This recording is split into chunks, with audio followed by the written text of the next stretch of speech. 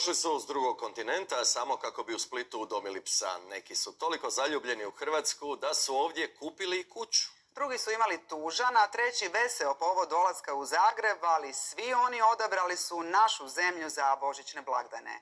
Turisti od Zimbabvea do Slovenije i Goran Latković. Fotografija za uspomenu na blagdane provedene u Zagrebu. Slobodnog smještaja u gradu gotovo i nema. I'm here because my husband died this year and I didn't want Christmas alone, so I looked for a tour that had a guide and that was perhaps singles rather than couples. It was my birthday yesterday, so we came for a little birthday getaway. Okay, so how do you like Zagreb? What did you do and how many days are you here? We were only here for 2 days, but I loved it so much. We didn't get to do too much because everything was kind of closed yesterday. But we found a restaurant that was open. We had an amazing dinner and there was a party here. Gostiju iz Slovenije, Bosne i Hercegovine i Austrije je najviše. Očekuje se i rekordna zarada na ovom adventu. Amy je rodom iz Kenije, ali sada živi u Mađarskoj. It fulfilled my expectations. It was so good. The people are nicer. In Hungary? Of course, yes.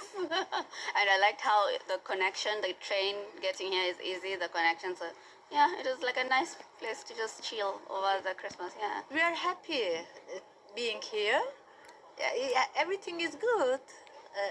We love this city. Prosinac u cijeloj zemlji bilježi 17% više dolazaka i 6% više noćenja nego lani. Najposjećeniji su Zagreb, Opatija, Split i Dubrovnik.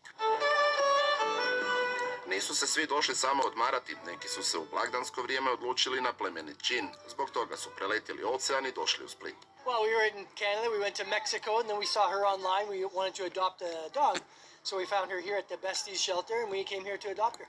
We love to travel through Europe, and this year the choice was Croatia. It's my really Croatian trip, which I dream of for many years. Ima i onih koji su se toliko zaljubili u Hrvatsku da su u Istri kupili kuću, udomili psa i Božić proveli uz more. We also have a Christmas tree at home, so it's very beautiful. And where are you staying?